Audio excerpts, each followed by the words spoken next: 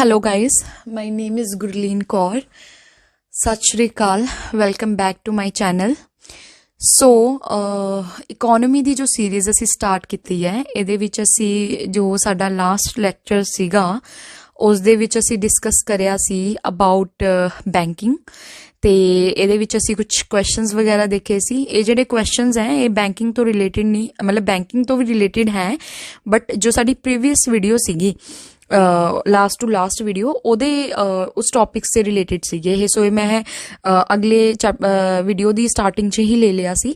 Then ਉਸ ਤੋਂ ਬਾਅਦ ਅਸੀਂ ਵੇਖਿਆ ਸੀ ਬੈਂਕਿੰਗ ਕੀ ਹੁੰਦਾ ਹੈ, ਲਿਕੁਇਡਿਟੀ ਕੀ ਹੁੰਦਾ ਹੈ, ਐਸੈਟਸ ਐਂਡ ਲਾਇਬਿਲਿਟੀਜ਼ ਕੀ ਹੁੰਦੀਆਂ ਨੇ, ਤੇ ਉਸ ਤੋਂ ਬਾਅਦ ਐਸੈਟਸ ਐਂਡ ਲਾਇਬਿਲਿਟੀਜ਼ ਦੇ ਫੀਚਰਸ ਵਗੈਰਾ ਅਸੀਂ ਵੇਖੇ, ਤੇ ਬੈਂਕ ਮਨੀ ਕਿੱਦਾਂ ਅਰਨ ਕਰਦੇ ਨੇ ਇਹ ਵੀ ਅਸੀਂ ਵੇਖਿਆ। ਦੈਨ ਉਸ ਤੋਂ ਬਾਅਦ ਅਸੀਂ ਡਾਇਗ੍ਰਾਮਸ ਦੀ ਫਾਰਮ ਦੇ ਵਿੱਚ ਵੀ ਵੇਖਿਆ ਕਿ ਕੀ ਸਿਸਟਮ ਹੈ। ਦੈਨ ਉਸ ਤੋਂ ਬਾਅਦ ਅਸੀਂ ਬੈਂਕ ਦੀ ਜੋ ਲਾਇਬਿਲਿਟੀਜ਼ ਸੀਗੀਆਂ ਉਹਦੇ ਬਾਰੇ ਪੜ੍ਹਿਆ। They are two types of liability, time liabilities and demand liabilities. Demand liabilities ਦੇ ਵਿੱਚ ਅਸੀਂ ਪੜ੍ਹਿਆ ਸੀ current account and savings account ਬਾਰੇ। ਦੈਨ ਐਂਡ ਟਾਈਮ ਲਾਇਬਿਲਿਟੀਜ਼ ਅਸੀਂ ਪੜ੍ਹਿਆ ਸੀਗਾ fixed deposit and recurring deposits ਬਾਰੇ, ਠੀਕ ਹੈ। ਸੋ ਹੁਣ ਅਸੀਂ ਗੱਲ ਕਰਾਂਗੇ ਅੱਗੇ, that is about liquidity preference theory, ਠੀਕ ਹੈ। So before starting the lecture I would like to tell you ਕਿ ਜੋ ਨਿਊ ਕਮਰਸ ਨੇ ਔਰ ਜੋ ਫਸਟ ਟਾਈਮ ਮੇਰੀ ਵੀਡੀਓਜ਼ ਦੇਖ ਰਹੇ ਨੇ, ਮੈਂ ਉਹਨਾਂ ਨੂੰ ਦੱਸ ਦੇਵਾਂ ਕਿ ਇਹ ਜੋ ਮੈਂ YouTube ਚੈਨਲ ਸਟਾਰਟ ਕੀਤਾ ਹੈ that is for those students who are preparing for UPSC or any other state exam, specially Punjab ਦਾ, ਠੀਕ ਹੈ। ਤੇ ਉਹਦੇ ਵਿੱਚੋਂ ਜੋ ਵੀ ਪ੍ਰੀਲਿਮਸ ਦਾ ਸਿਲੇਬਸ ਹੈ IAS ਦਾ, ਮੈਂ ਉਸਦੇ ਅਕੋਰਡਿੰਗਲੀ ਜੋ ਹੈ ਉਹ ਸੀਰੀਜ਼ ਸਟਾਰਟ ਕੀਤੀਆਂ ਨੇ। ਫਿਲਹਾਲ ਲਈ ਮੈਂ 2 ਹੀ ਕੀਤੀਆਂ ਨੇ, ਇੱਕ ਤਾਂ ਮਾਡਰਨ ਹਿਸਟਰੀ ਦੀ ਔਰ ਇੱਕ ਹੈਗੀ ਇਕੋਨਮੀ ਦੀ। ਤੇ ਮਾਡਰਨ ਹਿਸਟਰੀ ਦੇ ਵਿੱਚ ਟੋਟਲ ਆਉਣਗੇ like 80 lectures, 80 to 81, and economy ਦੇ ਵਿੱਚ ਆਉਂਗੇ 92 to 95 ਲੈਕਚਰਸ। ਉਹ ਵੀ ਮੈਂ ਬੋਲ ਰਹੀ ਹਾਂ, ਉਸ ਉੱਪਰ ਨੀਚੇ ਥੋੜ੍ਹਾ ਬਹੁਤਾ ਹੋ ਸਕਦਾ, ਬਟ ਮੈਂ ਡੋਂਟ ਵਰੀ, ਮੈਂ ਇਸ ਤਰੀਕੇ ਨਾਲ ਕਵਰ ਅਪ ਕਰਵਾਵਾਂਗੀ ਕਿ ਤੁਹਾਨੂੰ ਲੋੜ ਨਹੀਂ ਪੈਣੀ ਬੜੇ ਬੜੇ ਇੰਸਟੀਟਿਊਟਾਂ ਦੇ ਵਿੱਚ ਕੋਈ ਪੈਸੇ ਵਗੈਰਾ ਫਾਲਤੂ ਦੇਣ ਦੀ, ਠੀਕ ਹੈ। ਇੱਥੇ ਸਭ ਕੁਝ ਫ੍ਰੀ ਆਫ ਕਾਸਟ ਹੈ, ਆਰਾਮ ਨਾਲ ਵੇਖੋ ਵੀਡੀਓ, ਤੇ ਕੋਈ ਪ੍ਰੋਬਲਮ ਹੁੰਦੀ ਹੈ ਕਮੈਂਟ ਸੈਕਸ਼ਨ 'ਚ ਮੈਨੂੰ ਪੁੱਛ ਲਓ, ਠੀਕ ਹੈ। ਤੇ ਕੁਆਲਿਟੀ ਐਜੂਕੇਸ਼ਨ ਹੈ, ਮੈਂ ਆਪਣੀ ਤਰਫ ਤੋਂ ਮੈਂ ਪੂਰੀ ਕੋਸ਼ਿਸ਼ ਕੀਤੀ ਹੈ ਕਿ ਮੈਂ 100% ਕੁਆਲਿਟੀ ਐਜੂਕੇਸ਼ਨ ਦੇਵਾਂ। ਤੇ ਬਾਕੀ ਸਲਾਈਡਸ ਵਗੈਰਾ ਮੈਂ ਬਣਾ ਰੱਖੀਆਂ ਨੇ, ਬਟ ਆਈ ਵੁੱਡ ਸੁਜੈਸਟ ਕਿ ਸਲਾਈਡਸ 'ਚ ਤਾਂ ਤੁਸੀਂ ਪੜ੍ਹੋ ਹੀ ਪੜ੍ਹੋ, ਲੇਕਿਨ ਆਪਣੇ ਵੀ ਕੁਝ ਨੋਟਸ ਜਿਹੜੇ ਹੈਗੇ ਉਹ ਬਣਾਓ, ਉਹ ਜ਼ਿਆਦਾ ਬੈਟਰ ਰਹਿਣਗੇ।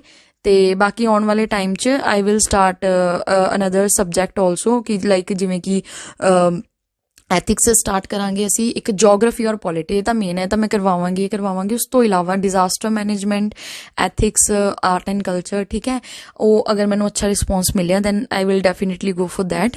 ਤੇ ਲੈਟਸ ਸਟਾਰਟ। ਹੁਣ ਅਸੀਂ ਇਹ ਗੱਲ ਕਰਦੇ ਹਾਂ ਲਿਕੁਇਡਿਟੀ ਪ੍ਰੈਫਰੈਂਸ ਥਿਊਰੀ ਦੀ। ਲਿਕੁਇਡਿਟੀ ਪ੍ਰੈਫਰੈਂਸ ਥਿਊਰੀ ਕੀ ਹੁੰਦੀ ਹੈ, ਦੇਖੋ ਜਸਟ ਅ ਮੋਮੈਂਟ। ਦੇਖੋ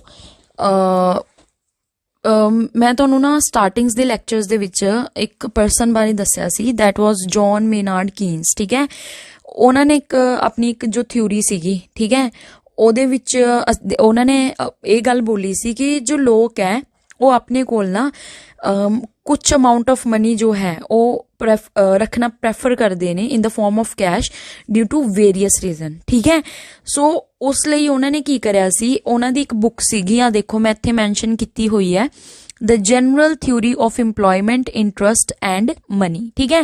ਸੋ ਜੌਨ ਮੇਨਾਰਡ ਕੀਨਸ ਨੇ ਇਸ ਬੁੱਕ ਦੇ ਵਿੱਚ ਕਿਹਾ ਸੀ ਕਿ ਲੋਕ ਜੋ ਹੈਗੇ ਹੈ ਉਹ ਕੀ ਕਰਦੇ ਨੇ, ਆਪਣੇ ਐਸੈਟਸ ਜੋ ਹੁੰਦੀਆਂ ਨੇ, ਉਹਨਾਂ ਦੀ ਐਸੈਟਸ ਵੀ ਅਸੀਂ ਡਿਸਕਸ ਕਰ ਚੁੱਕੇ ਹਾਂ, ਆਪਣੀ ਐਸੈਟਸ ਨੂੰ ਲਿਕੁਇਡ ਫਾਰਮ 'ਚ, ਉਹਨਾਂ ਦਾ ਕੁਝ ਪਾਰਟ ਲਿਕੁਇਡ ਫਾਰਮ 'ਚ ਰੱਖਣਾ, ਕੈਸ਼ ਇਨ ਹੈਂਡ ਰੱਖਣਾ ਪਸੰਦ ਕਰਦੇ ਨੇ ਡਿਊ ਟੂ 3 ਮੋਟਿਵਸ। ਕਿਹੜੇ 3 ਮੋਟਿਵਸ ਨੇ? First one is transaction motive, ਦੂਜਾ ਹੈਗਾ ਪ੍ਰੀਕਾਸ਼ਨਰੀ ਮੋਟਿਵ, ਤੇ ਤੀਜਾ ਹੈਗਾ ਸਪੈਕੂਲੇਟਿਵ ਮੋਟਿਵ, ਠੀਕ ਹੈ। ਸੋ ਅਸੀਂ ਬਾਰੀ ਇਹਨੂੰ ਡਿਸਕਸ ਕਰਦੇ ਹਾਂ ਕਿ ਕੀ ਹੁੰਦੇ ਨੇ ਇਹ। ਸਭ ਤੋਂ ਪਹਿਲਾਂ ਤੁਹਾਡਾ ਆ ਗਿਆ ਟ੍ਰਾਂਜੈਕਸ਼ਨ ਮੋਟਿਵ। ਦੇਖੋ ਕੁਝ ਜਿਹੜੇ ਇੰਡੀਵਿਜੂਅਲਸ ਹੁੰਦੇ ਨੇ ਉਹ ਆਪਣੇ ਕੋਲ ਨਾ कुछ अमाउंट ऑफ कैश रखना पसंद करते हैं। क्यों? क्योंकि तुहानू पता है तुसी हर जगह जो है कार्ड वगैरह नहीं यूज़ कर सकते, या किते बाहर तुसी चले गए ऐसी जगह ते उत्थे नैट नहीं चलता तो तुसी UPI नहीं कर सकते।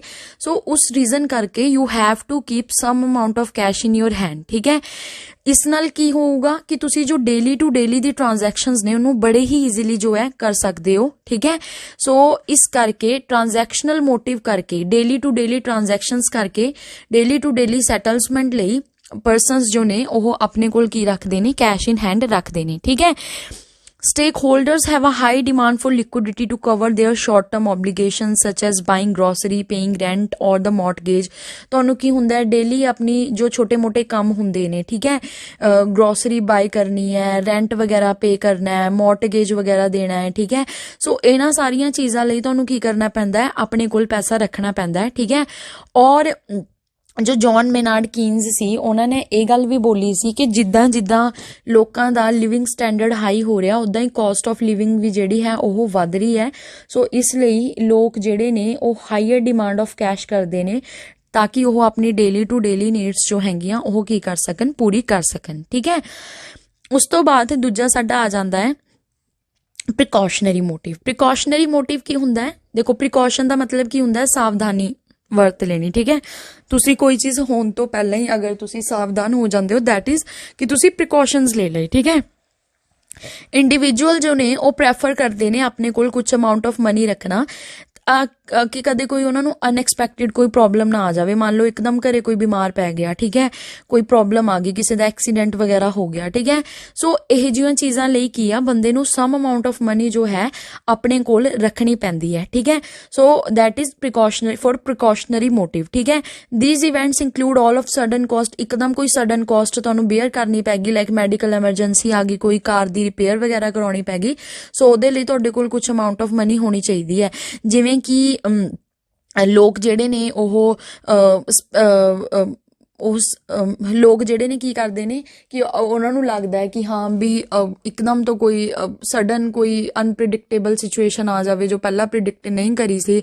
ਸੋ ਉਸ ਚੀਜ਼ ਤੋਂ ਬਚਣ ਲਈ ਉਹ ਪਹਿਲਾਂ ਹੀ ਕੀ ਕਰਦੇ ਨੇ, ਆਪਣੇ ਕੋਲ ਕੁਝ ਅਮਾਊਂਟ ਆਫ ਮਨੀ ਜੋ ਹੈ ਹੱਥ 'ਚ ਰੱਖਣਾ ਪਸੰਦ ਕਰਦੇ ਨੇ। ਠੀਕ ਹੈ, ਸੋ ਅੱਗੇ ਅਸੀਂ ਗੱਲ ਕਰਦੇ ਹਾਂ ਸਪੈਕੂਲੇਸ਼ਨ ਮੋਟਿਵ ਦੀ।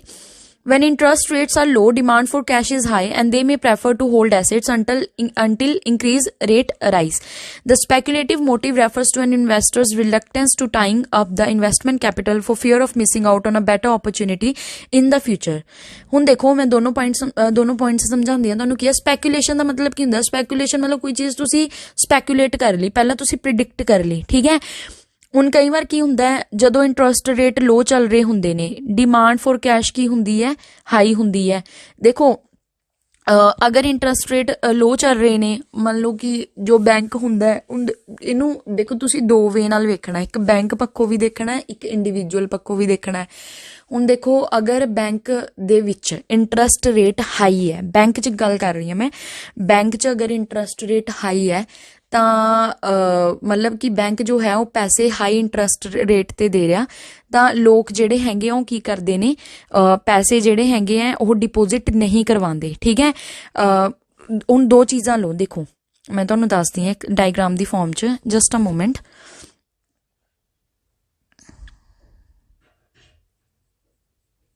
ਇੱਥੇ ਆ ਜਾਓ ਤੁਸੀਂ, ਮੈਂ ਇੱਥੇ ਖਾਲੀ ਜਗ੍ਹਾ ਛੱਡੀ ਹੋਈ ਹੈ। ਹੁਣ ਦੇਖੋ ਕੀ ਹੁੰਦਾ ਹੈ, ਇੱਕ ਹੁੰਦਾ ਹੈ ਕਿ ਬੈਂਕ ਜਿਹੜਾ ਹੈਗਾ ਉਹ ਕੀ ਹੈ, ਇੰਟਰਸਟ ਲੋਕਾਂ ਨੂੰ ਲੋਨ ਦੇ ਰਿਹਾ। ਠੀਕ ਹੈ, ਅਗਰ ਬੈਂਕ ਲੋਕਾਂ ਨੂੰ ਲੋਨ ਦੇ ਰਿਹਾ ਹਾਈ ਇੰਟਰਸਟ ਰੇਟ 'ਤੇ, ਠੀਕ ਹੈ, ਤਾਂ ਲੋਕ ਜਿਹੜੇ ਹੈਗੇ ਆ, ਤੁਸੀਂ ਦੱਸੋ ਕਿ ਉਹ ਲੋਨ ਨੂੰ ਲੈਣਾ ਪਸੰਦ ਕਰੋਗੇ? ਨਹੀਂ, ਕਿਉਂਕਿ ਉਹ ਹਾਈ ਇੰਟਰਸਟ ਰੇਟ 'ਤੇ ਹੈ, ਲੋਕਾਂ ਨੂੰ ਕੀ ਹੈ, ਜ਼ਿਆਦਾ ਵਿਆਜ ਦੇਣਾ ਪੈਣਾ, ਤਾਂ ਲੋਕ ਜਿਹੜੇ ਹੈਗੇ ਉਹ ਲੋਨ ਨਹੀਂ ਲੈਣਗੇ। ਠੀਕ ਹੈ, ਲੇਕਿਨ ਅਗਰ ਬੈਂਕ ਜੋ ਹੈਗੇ ਆ ਉਹ ਲੋਨ ਜਿਹੜਾ ਹੈਗਾ ਲੋ ਇੰਟਰਸਟ ਰੇਟ 'ਤੇ ਦੇ ਰਹੇ ਹੈ, ਤਾਂ ਬੈਂਕ ਜੋ ਲੋਕ ਹੈ ਉਹ ਲੋਨ ਲੈਣਾ ਕਿਆ ਕਰੋਗੇ, ਪਸੰਦ ਕਰੋਗੇ, ਕਿਉਂਕਿ ਜੋ ਲੋਨ ਹੈ ਉਹਨਾਂ ਨੂੰ ਸਸਤੇ ਦਰ 'ਤੇ ਮਿਲ ਰਿਹਾ, ਸਸਤੇ ਵਿਆਜ 'ਤੇ ਮਿਲ ਰਿਹਾ, ਜ਼ਿਆਦਾ ਵਿਆਜ ਨਹੀਂ ਮੋੜਨਾ ਪਊਗਾ, ਤਾਂ ਉਹ ਲੋਨ ਲੈ ਲੂੰਗੇ। ਠੀਕ ਹੈ, ਹੁਣ ਅਸੀਂ ਗੱਲ ਕਰਦੇ ਹਾਂ ਇੰਡੀਵਿਜੂਅਲ ਪੱਖੋਂ। ਠੀਕ ਹੈ, ਉਹਨਾਂ ਲੋਕੀ ਜੋ ਹੈ, ਲੋਕ ਪੈਸੇ ਡਿਪੋਜ਼ਿਟ ਕਦੋਂ ਕਰਵਾਉਂਗੇ? ਬੈਂਕ ਦੇ ਵਿੱਚ। ਅਗਰ ਤਾਂ ਲੋਕਾਂ ਨੂੰ ਲੱਗ ਰਿਹਾ ਕਿ ਬੈਂਕ ਜੋ ਹੈ ਉਹਨਾਂ ਨੂੰ ਹਾਈ ਇੰਟਰਸਟ ਰੇਟ ਦੇ ਰਿਹਾ, ਠੀਕ ਹੈ, ਮਤਲਬ ਕਿ ਬੈਂਕ ਤੋਂ ਅਗਰ ਉਹ ਪੈਸੇ ਜਦੋਂ ਕਢਵਾਉਂਗੇ ਤਾਂ ਉਹਨਾਂ ਨੂੰ ਜ਼ਿਆਦਾ ਵਿਆਜ ਬੈਂਕ ਪੇ ਕਰੂਗਾ, ਤਾਂ ਉਹ ਕੀ ਨੇ, ਪੈਸੇ ਡਿਪੋਜ਼ਿਟ ਕਰਵਾ ਦੂੰਗੇ, ਠੀਕ ਹੈ। ਮਤਲਬ ਉਦੋਂ ਕੀ ਹੋਊਗਾ, ਉਦੋਂ ਫਿਰ ਲੋਕਾਂ ਦੇ ਹੈਂਡ ਦੇ ਵਿੱਚ ਕੈਸ਼ ਕੀ ਹੋਊਗਾ, ਘੱਟ ਹੋਊਗਾ, ਬੈਂਕ 'ਚ ਜ਼ਿਆਦਾ ਹੋਊਗਾ, ਕਿਉਂਕਿ ਉਹ ਡਿਪੋਜ਼ਿਟ ਜ਼ਿਆਦਾ ਕਰਵਾ ਰਹੇ ਨੇ, ਠੀਕ ਹੈ। ਲੇਕਿਨ ਅਗਰ ਤੁਸੀਂ ਦੂਜੇ ਪਾਸੇ ਦੇਖ ਲਓ, ਇੱਕ ਪਾਸੇ ਤਾਂ ਕੀ ਹੋ ਗਿਆ ਕਿ ਬੈਂਕ ਜੋ ਹੈ ਉਹ ਇੰਟਰਸਟ ਰੇਟ ਹਾਈ ਦੇ ਰਿਹਾ ਇਹਨਾਂ ਨੂੰ, ਤਾਂ ਲੋਕ ਪੈਸੇ ਜੋ ਹੈ ਡਿਪੋਜ਼ਿਟ ਕਰਵਾਉਂਗੇ ਤਾਂ ਹੈਂਡ ਦੇ ਵਿੱਚ ਘੱਟ ਰੱਖੂਗੇ। ਲੇਕਿਨ ਅਗਰ ਬੈਂਕ ਜੋ ਹੈਗਾ ਉਹ ਘੱਟ ਇੰਟਰਸਟ ਜਿਹੜਾ ਹੈਗਾ ਇੰਟਰਸਟ ਰੇਟ ਪ੍ਰੋਵਾਈਡ ਕਰਵਾ ਰਿਹਾ, ਤਾਂ ਬੈਂਕ ਫਿਰ ਜੋ ਲੋਕ ਹੈ ਉਹ ਬੈਂਕਾਂ 'ਚ ਪੈਸੇ ਡਿਪੋਜ਼ਿਟ ਹੀ ਕਿਉਂ ਕਰਵਾਉਣਗੇ, ਕਿਉਂਕਿ ਉਹਨਾਂ ਨੂੰ ਪਤਾ ਹੈ ਕਿ ਸਾਨੂੰ ਪੈਸੇ ਜੋ ਹੈ ਇੰਟਰਸਟ ਰੇਟ ਜਿਹੜਾ ਹੈਗਾ ਬੈਂਕ ਉਹ ਜ਼ਿਆਦਾ ਤਾਂ ਦੇ ਨਹੀਂ ਰਿਹਾ ਹੈਗਾ, ਸੋ ਇਸ ਲਈ ਉਹ ਕੈਸ਼ ਇਨ ਹੈਂਡ ਕੀ ਹੈ ਆਪਣੇ ਜ਼ਿਆਦਾ ਰੱਖੂਗੇ ਔਰ ਡਿਪੋਜ਼ਿਟ ਜੋ ਹੈ ਉਹ ਘੱਟ ਕਰਵਾਉਣਗੇ, ਠੀਕ ਹੈ। ਸੋ ਚੀਜ਼ ਤੁਹਾਨੂੰ ਪਤਾ ਲੱਗੀ? ਇੱਕ ਸੈਕਿੰਡ। ਹਾਂਜੀ, ਤਾਂ ਜਦੋਂ ਵੈਨ ਇੰਟਰਸਟ ਰੇਟ ਕੀ ਹੁੰਦੇ ਨੇ ਬੈਂਕ ਦੇ ਵਿੱਚ ਲੋ ਹੁੰਦੇ ਨੇ, ਤੇ ਲੋਕ ਜੋ ਹੈ ਉਹ ਕੀ ਕਰਦੇ ਨੇ, ਕੈਸ਼ ਆਪਣੇ ਕੋਲ ਕੀ ਹੈ ਜ਼ਿਆਦਾ ਰੱਖਦੇ ਨੇ ਔਰ ਵੇਟ ਕਰਦੇ ਨੇ ਕਿ ਜਦੋਂ ਤੱਕ ਇੰਟਰਸਟ ਰੇਟ ਹਾਈ ਨਾ ਹੋ ਜਾਏ ਉਦੋਂ ਤੱਕ ਉਹ ਬੈਂਕ ਦੇ ਵਿੱਚ ਪੈਸਾ ਕੀ ਹੈ ਜਮ੍ਹਾਂ ਨਹੀਂ ਕਰਵਾਉਂਦੇ, ਠੀਕ ਹੈ, ਕਿਉਂਕਿ ਉਹਨੂੰ ਲੱਗਦਾ ਕੋਈ ਫਾਇਦਾ ਨਹੀਂ ਹੋਊਗਾ ਇੰਟਰਸਟ ਰੇਟ ਦਾ, ਕਿਉਂਕਿ ਬੈਂਕ ਕੀ ਹੈ ਘੱਟ ਪ੍ਰੋਵਾਈਡ ਕਰ ਰਿਹਾ, ਠੀਕ ਹੈ। ਸੋ ਉਹ ਇਸ ਚੀਜ਼ ਦਾ ਵੇਟ ਕਰਦੇ ਨੇ, ਇਸ ਨੂੰ ਬੋਲਦੇ ਨੇ ਸਪੈਕੂਲੇਸ਼ਨ ਮੋਟਿਵ। ਇਸ ਲਈ ਉਹ ਕੈਸ਼ ਹੈਂਡ ਦੇ ਵਿੱਚ ਰੱਖੂਗੇ, ਜਿੱਦਾਂ ਹੀ ਉਹਨਾਂ ਨੂੰ ਲੱਗਿਆ ਕਿ ਬੈਂਕ ਮੈਨੂੰ ਜੋ ਹੈ ਇਹ ਪੈਸਾ ਡਿਪੋਜ਼ਿਟ ਕਰਵਾਉਣ ਤੇ ਹਾਈ ਇੰਟਰਸਟ ਰੇਟ ਜੋ ਹੈ ਉਹ ਦਊਗਾ, ਠੀਕ ਹੈ, ਪੈਸੇ ਜਦੋਂ ਵਾਪਿਸ ਕਰੂਗਾ ਤੇ ਉਹ ਕੀ ਹੈ ਬੈਂਕ ਦੇ ਵਿੱਚ ਉਸ ਮਨੀ ਨੂੰ ਜਮ੍ਹਾਂ ਕਰਵਾ ਦੇਣਗੇ, ਠੀਕ ਹੈ। ਹੁਣ ਦੂਜਾ ਪੁਆਇੰਟ ਹੈ the speculative motive refers to an investor reluctance to tying up. ਕਈ ਵਾਰ ਦੇਖੋ ਨਾ ਬੰਦੇ ਜੋ ਹੈ ਉਹ ਕੈਸ਼ ਇਨ ਹੈਂਡ ਜ਼ਿਆਦਾ ਰੱਖਦੇ ਨੇ, ਠੀਕ ਹੈ। ਅਗਰ ਉਹਨਾਂ ਨੂੰ ਲੱਗਦਾ ਹੈ ਕਿ ਹਾਂ ਮਤਲਬ ਕਿਸੇ ਜਗ੍ਹਾ ਤੇ ਮੈਂ ਇਨਵੈਸਟਮੈਂਟ ਜਿਹੜਾ ਹੈ ਆਉਣ ਵਾਲੇ ਟਾਈਮ 'ਚ ਕਰ ਸਕਦਾ, ਮਤਲਬ ਅਗਰ ਹੁਣ ਨਹੀਂ ਕਰਨੀ ਤਾਂ ਮੈਂ ਆਉਣ ਵਾਲੇ ਟਾਈਮ, ਜਿਵੇਂ ਮੰਨ ਲਓ ਕਿ ਬੰਦੇ ਨੇ ਕੀ ਹੈ ਕੈਸ਼ ਆਪਣੇ ਕੋਲ ਰੱਖਿਆ, ਉਹਨੂੰ ਪਤਾ ਹੈ ਕਿ ਆਉਣ ਵਾਲੇ ਟਾਈਮ 'ਚ ਜੋ ਗੋਲਡ ਹੈ ਉਹਦੇ ਦਾਮ ਕੀ ਹੈ, ਮਤਲਬ ਗੋਲਡ ਜੋ ਹੈ ਸਸਤਾ ਮਿਲੂਗਾ, ਠੀਕ ਹੈ, ਤਾਂ ਕੈਸ਼ ਰੱਖ ਲਿਆ, ਕੈਸ਼ ਬਾਅਦ ਦੇ ਵਿੱਚ ਉਹਦਾ ਗੋਲਡ ਖਰੀਦ ਲਿਆ ਉਹਨਾਂ ਨੇ, ਠੀਕ ਹੈ, ਤੇ ਬਾਅਦ 'ਚ ਫਿਰ ਉਹ ਗੋਲਡ ਰੱਖੋ। ਹੁਣ ਗੋਲਡ ਤਾਂ ਇੱਦਾਂ ਹੈ, ਜਦੋਂ ਲੱਗਿਆ ਕਿ ਹਾਂ ਗੋਲਡ ਦਾ ਪ੍ਰਾਈਸ ਜ਼ਿਆਦਾ ਮਿਲ ਰਿਹਾ ਤਾਂ ਤੁਸੀਂ ਇਸ ਨੂੰ ਵੇਚ ਵੀ ਸਕਦੇ ਹੋ, ਠੀਕ ਹੈ, ਤਾਂ ਉਹਨੂੰ ਤਾਂ ਕੁਝ ਹੋਣ ਨਹੀਂ ਨਾ ਲੱਗਿਆ, ਉਹ ਤਾਂ ਇੱਦਾਂ ਹੀ ਪਿਆ ਰਹੂਗਾ ਸੇਫ ਐਂਡ ਸਿਕਿਉਰ। ਤੇ ਦੂਜਾ ਇੱਕ ਹੋਰ ਐਗਜ਼ਾਮਪਲ ਮੈਂ ਸਪੈਕੂਲੇਸ਼ਨ ਮੋਟਿਵ ਦਾ ਦੱਸਾਂ, ਜਿਵੇਂ LIC ਜਿਹੜਾ ਸੀਗਾ ਨਾ ਉਹਦਾ ਨਾ TPO ਆਉਣਾ ਸੀਗਾ, ਤੇ ਸੌਰੀ IPO ਆਉਣਾ ਸੀਗਾ, ਤੇ ਉਸ 'ਚ ਕੀ ਹੋਇਆ ਸੀ, ਲੋਕ ਜਿਹੜੇ ਸੀਗੇ ਉਹ ਨਾ ਪੈਸੇ ਵਿਡਰੋ ਕਰਨ ਲੱਗ ਗਏ ਸੀਗੇ ਬੈਂਕ ਤੋਂ। ਉਹਨਾਂ ਨੂੰ ਇਹ ਸੀ ਕਿ ਅਸੀਂ LIC ਦੇ ਵਿੱਚ ਇਨਵੈਸਟ ਕਰ ਦਾਂਗੇ, ਉੱਥੇ ਸਾਨੂੰ ਗੁੱਡ ਰਿਟਰਨ ਮਿਲੂਗਾ, ਹਾਲਾਂਕਿ ਉਹਨਾਂ ਨੂੰ ਬਾਅਦ 'ਚ ਗੁੱਡ ਰਿਟਰਨਸ ਨਹੀਂ ਮਿਲੇ, ਸੋ ਉਹ ਇੱਕ ਅਲੱਗ ਕੇਸ ਹੈ। ਬਟ ਇਹ ਜਿਹੜਾ ਉਹਨਾਂ ਨੇ ਪ੍ਰਿਡਿਕਟ ਕਰਿਆ ਸੀ, ਇਹ ਜਿਹੜਾ ਇਹਨਾਂ ਨੇ ਸੋਚਿਆ ਸੀ ਕਿ ਹਾਂ ਸਾਨੂੰ ਗੁੱਡ ਰਿਟਰਨ ਮਿਲੂਗੇ, ਉਹੀ ਕੀ ਹੁੰਦਾ ਹੈ ਸਪੈਕੂਲੇਸ਼ਨ। ਉਹ ਉਹਨਾਂ ਨੇ ਸਪੈਕੂਲੇਟ ਕੀਤਾ ਸੀ, ਪਹਿਲਾਂ ਨਹੀਂ ਮਿਲਿਆ ਗੁੱਡ ਰਿਟਰਨ ਜਾਂ ਮਿਲਿਆ, ਉਹਦੇ ਨਾਲ ਕੋਈ ਫਰਕ ਨਹੀਂ ਹੈ, ਤੁਸੀਂ ਸਪੈਕੂਲੇਟ ਤਾਂ ਕੀਤਾ ਸੀ ਨਾ, ਉਸ ਲਈ ਤੁਸੀਂ ਆਪਣੇ ਕੋਲ ਮਨੀ ਜੋ ਹੈ ਕੈਸ਼ ਇਨ ਹੈਂਡ ਜੋ ਹੈ ਉਹ ਪਹਿਲਾਂ ਤੋਂ ਤਿਆਰ ਰੱਖਿਆ ਸੀਗਾ। ਸੋ ਇਸ ਲਈ ਇਸ ਨੂੰ ਬੋਲਦੇ ਆ ਸਪੈਕੂਲੇਸ਼ਨ ਮੋਟਿਵ, ਠੀਕ ਹੈ। ਤੇ ਸਪੈਕੂਲੇਸ਼ਨ ਮੋਟਿਵ ਜਿਹੜਾ ਹੈ ਇਸ ਨੂੰ ਇੱਕ ਨਾਮ ਨਾਲ ਹੋਰ ਜਾਣਿਆ ਜਾਂਦਾ, that is also called asset demand of money. ਤਾਂ ਅਗਰ ਇਹ ਨਾਮ ਆ ਗਿਆ ਤਾਂ ਇਹ ਵੀ ਯਾਦ ਰੱਖਿਓ ਸਪੈਕੂਲੇਸ਼ਨ ਮੋਟਿਵ ਨੂੰ ਹੀ ਬੋਲਦੇ ਨੇ। ਹੁਣ ਅਸੀਂ ਚੱਲਦੇ ਹਾਂ ਅੱਗੇ, ਹੁਣ ਗੱਲ ਕਰਦੇ ਹਾਂ ਟਾਈਪਸ ਆਫ ਵੇਰੀਏਬਲ ਦੀ।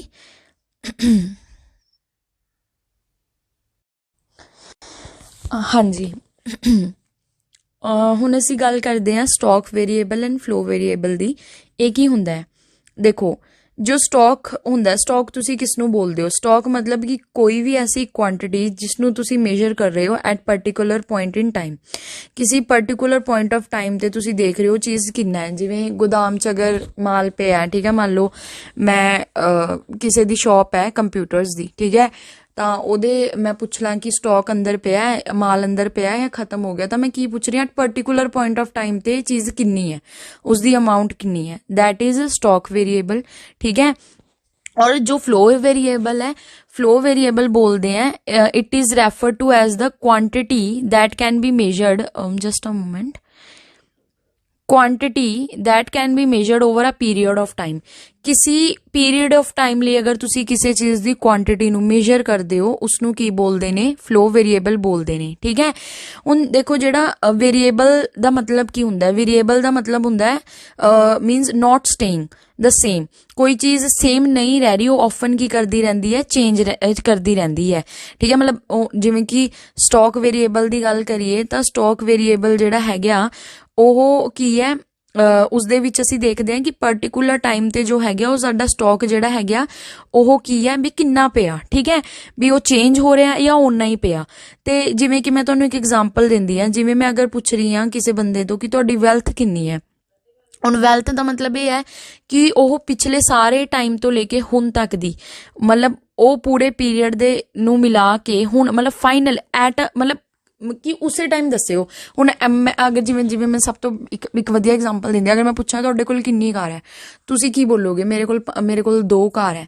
ਜਾਂ ਇੱਦਾਂ ਬੋਲੋਗੇ ਕਿ ਮੇਰੇ ਕੋਲ ਨਾ 15 ਜਨਵਰੀ 2022 ਤੋਂ ਲੈ ਕੇ 16 ਜਨਵਰੀ 2024 ਤੱਕ ਇੰਨੀਆਂ ਕਾਰਾਂ ਹੈ ਮਤਲਬ ਲਾਈਕ ਤੁਸੀਂ ਇੱਦਾਂ ਇਹ ਗੱਲ ਥੋੜੀ ਬੋਲਣ ਦੇ ਵਿੱਚ ਅਜੀਬ ਲੱਗਦੀ ਆ ਬਟ ਇੱਦਾਂ ਤੁਸੀਂ ਕਦੇ ਨਹੀਂ ਬੋਲਦੇ ਉਹਦਾ ਮਤਲਬ ਇਹ ਹੈ ਕਿ ਸਟਾਕ ਮਤਲਬ ਮੈਂ ਹੁਣ ਪੁੱਛ ਰਹੀ ਹਾਂ ਹੁਣ at a point of time ਤੇ ਕਿੰਨੀ ਹੈ ਚੀਜ਼ so that is stock variable ਠੀਕ ਹੈ ਫਲੋ ਵੇਰੀਏਬਲ 'ਚ ਜਿਵੇਂ ਮੈਂ ਇੱਕ ਸਭ ਤੋਂ ਵਧੀਆ ਐਗਜ਼ਾਮਪਲ ਦਿੰਦੀ ਆ ਤੁਹਾਨੂੰ ਜਿਵੇਂ ਕਿ ਜੀਡੀਪੀ ਕੀ ਹੁੰਦੀ ਹੈ ਗ੍ਰੋਸ ਡੋਮੈਸਟਿਕ ਪ੍ਰੋਡਕਟ ਕਿ ਕਿਸੇ ਜੀਡੀਪੀ ਦੇ ਅਗਰ ਬੇਸਿਕ ਫੁੱਲ ਫਾਰਮ ਅਗਰ ਤੁਹਾਨੂੰ ਪਤਾ ਹੋਵੇ ਕਿ amount of goods and services produced in a year ਠੀਕ ਹੈ ਇਨ ਅ ਕੰਟਰੀ ਕਿਸੇ ਕੰਟਰੀ ਦੇ ਵਿੱਚ ਇੱਕ ਸਾਲ ਦੇ ਵਿੱਚ ਕਿੰਨੀ ਅਮਾਊਂਟ ਆਫ ਜੋ ਹੈ ਗੁੱਡਸ ਔਰ ਸਰਵਿਸਿਜ਼ ਪ੍ਰੋਡਿਊਸ ਹੁੰਦੀਆਂ ਨੇ ਉਹਨਾਂ ਦੀ ਜੋ ਅਮਾਊਂਟ ਹੈ ਉਸਨੂੰ ਕੀ ਬੋਲਦੇ ਨੇ ਜੀਡੀਪੀ ਬੋਲਦੇ ਨੇ ਠੀਕ ਹੈ ਸੋ ਜੀਡੀਪੀ 'ਚ ਅਸੀਂ ਕੀ ਗੱਲ ਕਰਦੇ ਹਾਂ ਵੀ ਟਾਕ ਅਬਾਊਟ ਪੀਰੀਅਡ ਦੀ ਗੱਲ ਕਰਦੇ ਹਾਂ ਲਾਈਕ 1 ਅਪ੍ਰੈਲ 2021 ਤੋਂ ਲੈ ਕੇ ਅਗਰ ਮੈਂ ਕਹਾਂ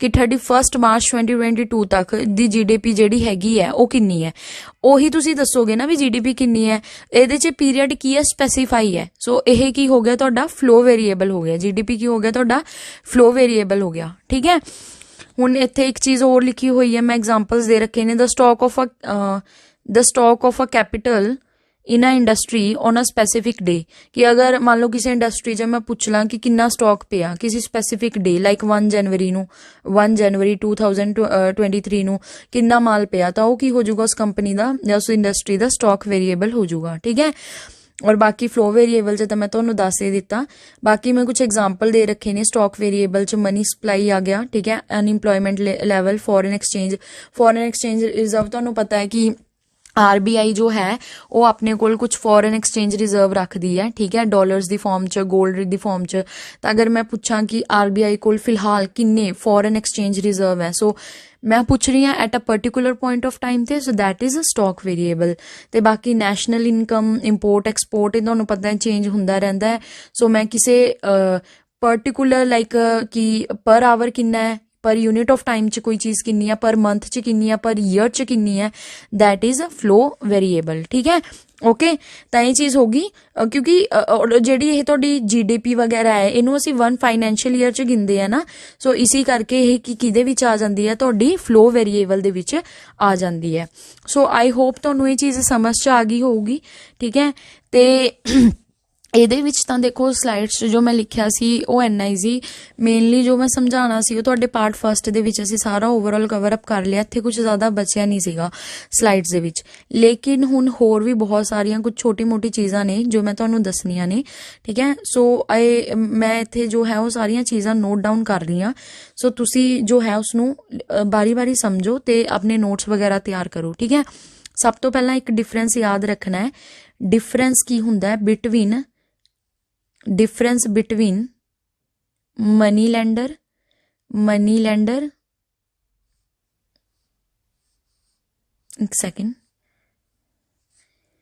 ਮਨੀ ਲੈਂਡਰ ਤੇ ਕਮਰਸ਼ੀਅਲ ਬੈਂਕ ਦੇ ਵਿੱਚ ਕੀ ਡਿਫਰੈਂਸ ਹੁੰਦਾ ਹੈ ਕਮਰਸ਼ੀਅਲ ਬੈਂਕਸ ਬਾਰੇ ਅਸੀਂ ਪੜ੍ਹ ਲਿਆ ਦੇਖੋ ਜੋ ਮਨੀ ਲੈਂਡਰਸ ਹੁੰਦੇ ਆ ਨਾ ਇਹ ਫਾਈਨੈਂਸ਼ੀਅਲ ਇੰਟਰਮੀਡੀਏਰੀ ਨਹੀਂ ਹੁੰਦੇ ਠੀਕ ਹੈ ਮਨੀ ਲੈਂਡਰਸ ਜਿਹੜੇ ਨੇ ਇਹਨਾਂ ਦੀ ਆਪਣੀ ਰਿਸੋਰਸਿਸ ਹੁੰਦੀਆਂ ਨੇ ਆਪਣੇ ਪੈਸੇ ਹੁੰਦੇ ਨੇ ਜੋ ਇਹ ਡਿਸਟਰੀਬਿਊਟ ਕਰਦੇ ਨੇ ਔਰ ਇਹ ਕਿਆ ਕਰਦੇ ਨੇ ਲੋਟ ਆਫ ਇੰਟਰਸਟ ਚਾਰਜ ਕਰਦੇ ਨੇ ਬਹੁਤ ਜ਼ਿਆਦਾ ਵਿਆਜ ਜਿਹੜਾ ਹੈ ਲਗਾਉਂਦੇ ਵਸੂਲ ਕਰਦੇ ਨੇ ਇਹ ਠੀਕ ਹੈ लेकिन जो कमर्शियल बैंक है वो की है, वो ਉਹਨਾਂ ਦੇ ਕੋਈ ਆਪਣੇ ਪੈਸੇ ਨਹੀਂ ਹੈ, ਬੈਂਕ ਕੋਲ ਕੋਈ ਆਪਣੇ ਪੈਸੇ ਨਹੀਂ ਹੈ ਜੋ ਲੋਨ 'ਚ ਚੁਕਵਾ ਦੇਵੇ। ਠੀਕ ਹੈ, ਬੈਂਕ ਅਗਰ ਕਿਸੇ ਕਸਟਮਰ ਨੂੰ ਪੈਸੇ ਚੁਕਵਾ ਰਿਹਾ ਤਾਂ ਉਹਦੇ ਆਪਣੇ ਨਹੀਂ ਹੁੰਦੇ, ਕਿਸੇ ਬਾਕੀ ਜੋ ਕਸਟਮਰਸ ਆ ਉਹਨਾਂ ਦੇ ਡਿਪੋਜ਼ਿਟਸ ਹੁੰਦੇ ਨੇ।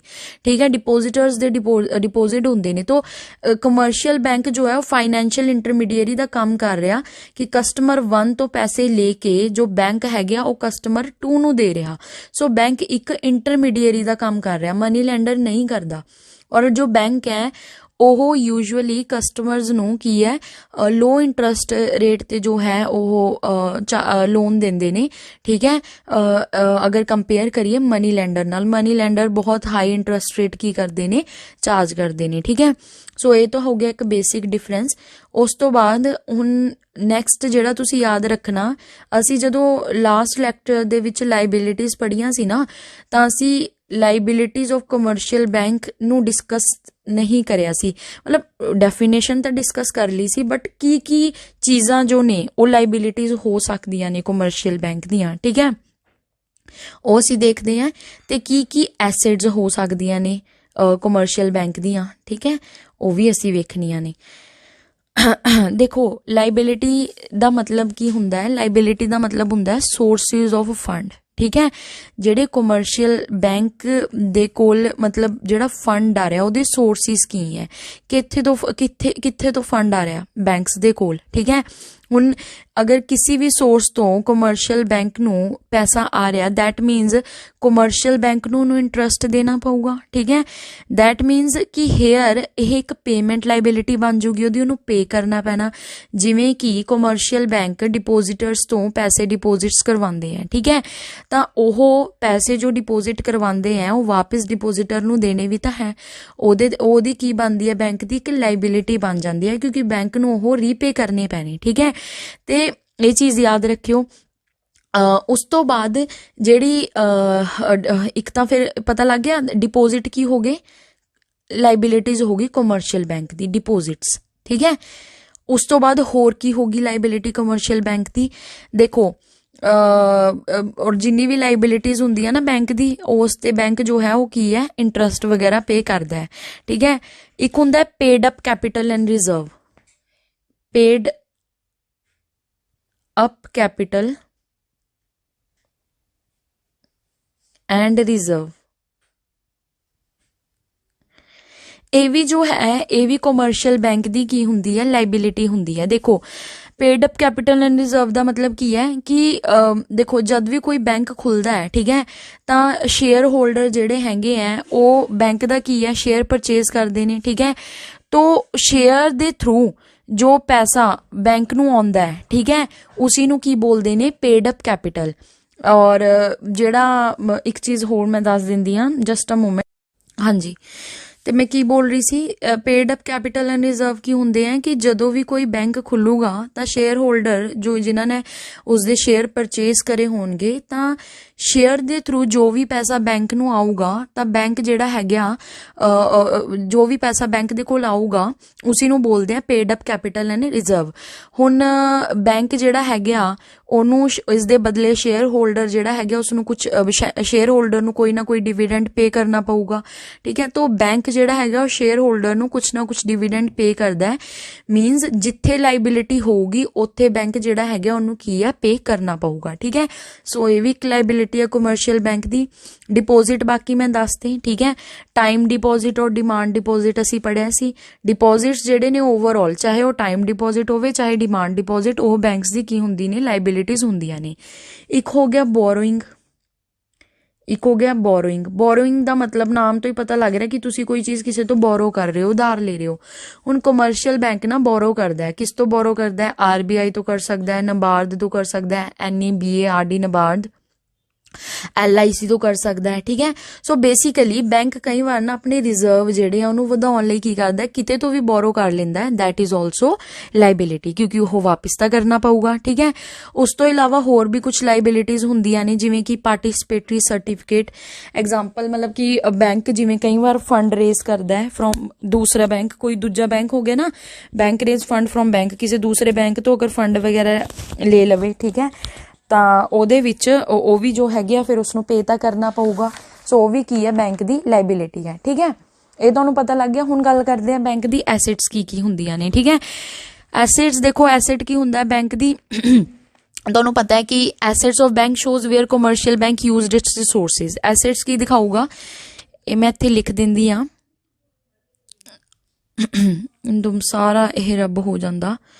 अगर गल करिए एसेट्स ऑफ कमर्शियल बैंक्स, तो उहदे विच तुसी देखोगे कि assets of bank shows, assets of bank shows where commercial banks used its resources। देखो, जिथे कोई भी कमर्शियल बैंक अपनी रिसोर्सिस यूज करता है, ठीक है, उही उसकी की हो जाती है, एसेट हो जाती है। ठीक है, मतलब एसेट जो है वो bank, asset of bank show करती है कि कित्थे जिहड़ियां कमर्शियल बैंक जो है अपनी रिसोर्सिस नूं यूज करदा, जिथे वो यूज करूगा उत्थे उन्होंने रिटर्न मिलूगा। ਇਹਦਾ मतलब की है कि जो लाइबिलिटी है ਉਹਦੇ ਤੇ जो बैंक इंटरस्ट पे कर रहा, ठीक है, वो जो बैंक इंटरस्ट पे कर रहा क्योंकि वो किस नूं सोर्सिस नूं दिखा रहा है। ठीक है, तो एसेट्स दे थ्रू दिखाता है कि अपने वो उन रिसोर्सिस नूं कित्थे कित्थे की है डिस्ट्रीब्यूट कर रहा। ते हुण एसेट्स की गल करते हैं। हाँ, एसेट्स ऑफ कमर्शियल बैंक की गल कर रहे सी। हुण जिहड़ी एसेट्स हुंदियां उहदे ते बैंक की करदा है, इंटरस्ट चार्ज करदा है। ठीक है, ते इंटरस्ट चार्ज कर रहे हैं वो बैंक की होगी, एसेट होगी। कैश इन हैंड और विद आरबीआई, जो आरबीआई दे कोल होगा, आरबीआई भी की करूगी, इनू उहदे ते इंटरस्ट देगी। मतलब कि कैश इन हैंड बैंक दे कोल कितना पैसा है अपने कोल, ठीक है, और आरबीआई दे कोल कितना है। आरबीआई नू अगर वो पैसा दे रहा बैंक ते आरबीआई उन्होंने की करूगी, उहदे ते इंटरस्ट देगी। ठीक है, सो भी की होगी बैंक की एसेट होगी। ते एक हो गया money at call, money at call. उन मनी एट कॉल दे थ्रू जो भी पैसा आऊगा बैंक दे कोल, एक सेकंड, आई थिंक मैं कोई चीज़ गलत बोलती, जस्ट अ मोमेंट जी, सॉरी। मनी एट कॉल की गल करते हैं। मनी एट कॉल का मतलब की होंगे, for example Punjab national bank दे कोल अगर सरप्लस मनी है, बहुत ज़्यादा पैसा आ गया, ठीक है, बट दूजे पासे एसबीआई कोल नहीं है मनी, ठीक है, तब पंजाब नैशनल बैंक की करूगा, शॉर्ट टर्म ते एसबीआई नू कुछ पैसा दे दूगा और उहदे ते की लऊगा, ब्याज लऊगा। ठीक है, मतलब जदों कोई भी बैंक हुण ब्याज लऊगा, पैसे मिल रहे हैं ना इत्थे, तां बैंक दी की होगी, वो एसेट होगी। तो कई बार बैंक की करते हैं अपने ही, मतलब एक बैंक दूसरे बैंक तो बोरो या लैंड कर लेंदा है, इसनू की बोलते हैं इंटर बैंक पार्टिसिपेटरी रेट। इसनू की बोलते हैं, ये भी तुसी लिख लो, इंटर बैंक पार्टिसिपेटरी रेट। ठीक है, जो बैंक अपने ही एक दूजे तो बोरो ते लैंड करन। ठीक है, ते दूसरा की हो गया एसेट कमर्शियल बैंक दी, ये हो गया इन्वेस्टमेंट। देखो, अगर तुसी कुछ किते इन्वेस्टमेंट करते हो तो बाद च की हुंदा, उस तो प्रॉफिट हुंदा है, तो तुहाडी की होगी एसेट। हुण कमर्शियल बैंक काम करते हैं प्रॉफिट लई, ठीक है, सो की करते हैं वो अपना पैसा इन्वेस्ट करते हैं किहदे च, गवर्नमेंट सिक्योरिटी च, ठीक है, या किसी होर सिक्योरिटी च कर देंगे। सो वो की करते हैं, लाइक गवर्नमेंट दे ट्रैजरी बिल च इन्वेस्ट कर देंगे ने, गवर्नमेंट दे कुछ नैशनल प्लान सर्टिफिकेट होंदे ने उहदे च कर देंगे ने। ठीक है, हुण उत्थे भी की आ, वो भी उन्हां दी एक एसेट होगी। देखो, लाइक एग्जाम्पल दिंदी आ, गवर्नमेंट ट्रैजरी बिल मान लो बेच रही है, क्योंकि गवर्नमेंट नूं की चाहिए, लोन चाहिए। रुको, मैं अगे ना तुहानूं ट्रैजरी बिल बारे भी दसदी आ। हुण गवर्नमेंट ट्रैजरी बिल बेच रही है क्योंकि गवर्नमेंट नूं लोन चाहिए, ਤਾਂ जो ट्रैजरी बिल नूं परचेज करूगा कमर्शियल बैंक, ठीक है, तो कमर्शियल बैंक नूं उसते की मिलूगा, ब्याज मिलूगा गवर्नमेंट कोलों। ठीक है, तो कमर्शियल बैंक जिहड़ा हैगा इस करके ओह ट्रैजरी बिल वगैरह जिहड़ा हैगा फिर की कर लेंदा है, बाय कर लेंदा है। ते उस तो बाद असीं गल करते हैं, जस्ट अ मोमेंट। हाँ जी, एक बैंक जिहड़ा हैगा इन्वेस्ट करता है in the form of CRR and SLR। ये मैं हुण नहीं दसांगी, ये साडे क्योंकि आउण वाली वीडियोज़ च असीं डिटेल च पढ़ने ने, तां उस दे विच असीं वेख लांगे। तां ये भी एक तरह दा की हो गया, बैंक दी एसेट होगी। ठीक है, ਦੂਜਾ ਇੱਕ ਚੀਜ਼ ਹੋਰ, loan advances and bill discounted and purchase. ਇਹ ਵੀ ਕੀ ਆ, ਬੈਂਕ ਦੀ ਕੀ ਹੁੰਦੀਆਂ ਨੇ, ਇਹ ਐਸੈਟਸ ਹੁੰਦੀਆਂ ਨੇ, ਠੀਕ ਹੈ। ਬਾਕੀ ਬਸ ਇਹੀ ਤੁਸੀਂ ਇੰਨੀ ਚੀਜ਼ਾਂ ਯਾਦ ਰੱਖਣੀਆਂ ਨੇ। ਆਈ ਥਿੰਕ ਮੈਂ ਮੋਰ ਦੈਨ ਇਨਫ ਚੀਜ਼ਾਂ ਦੱਸ ਦਿੱਤੀਆਂ ਨੇ, ਠੀਕ ਹੈ। ਉਸ ਤੋਂ ਬਾਅਦ ਮੈਂ ਇੱਕ ਚੀਜ਼ ਹੋਰ ਦੱਸਣੀ ਸੀਗੀ, ਇਹ ਵੀ ਤੁਸੀਂ ਯਾਦ ਰੱਖੋ। ਦੇਖੋ, ਚੈਲੰਜਸ ਆਫ ਕਮਰਸ਼ੀਅਲ ਬੈਂਕ, ਇਹ ਵੈਸੇ ਤੁਹਾਡੇ ਪ੍ਰੀਲਿਮਸ 'ਚ ਆਈ ਥਿੰਕ ਨਹੀਂ ਹੈ ਇਹ, ਜਾਂ ਤਾਂ ਤੁਹਾਡੇ ਮੇਨ ਵਗੈਰਾ 'ਚ ਹੋਊਗਾ, ਬਟ ਇਹ ਵੀ ਮੈਂ ਇੱਥੇ ਹੀ ਕਵਰ ਅਪ ਕਰਵਾ ਦਿੰਦੀ ਹਾਂ। Challenges of commercial banks. ਹੁਣ ਜੋ ਕਮਰਸ਼ੀਅਲ ਬੈਂਕਸ ਹੁੰਦੇ ਆ ਉਹਨਾਂ ਨੂੰ ਕੀ ਚੈਲੰਜਸ ਹੁੰਦੇ ਆ, ਦੇਖੋ, ਔਰ ਉਹ ਉਨ ਚੀਜ਼ਾਂ ਨੂੰ ਕਿੱਦਾਂ ਮੈਨੇਜ ਕਰਦੇ ਆ। ਦੇਖੋ, ਐਦਾਂ ਬੋਲਿਆ ਜਾਂਦਾ ਕਿ ਅਗਰ ਕੋਈ ਵੀ ਬੈਂਕ ਨੂੰ ਐਫੀਸ਼ੀਐਂਟ ਬਣਨਾ ਹੈ ਤਾਂ ਉਸ ਬੈਂਕ ਨੂੰ ਨਾ ਆਪਣੀ ਇੱਕ ਚੀਜ਼ ਮੇਨਟੇਨ ਕਰਕੇ ਰੱਖਣੀ ਪੈਂਦੀ ਹੈ, ਦੈਟ ਇਜ਼ LPS, ਠੀਕ ਹੈ। L ਦਾ ਮਤਲਬ ਹੁੰਦਾ ਹੈ ਲਿਕੁਇਡਿਟੀ, P ਦਾ ਮਤਲਬ ਹੁੰਦਾ ਹੈ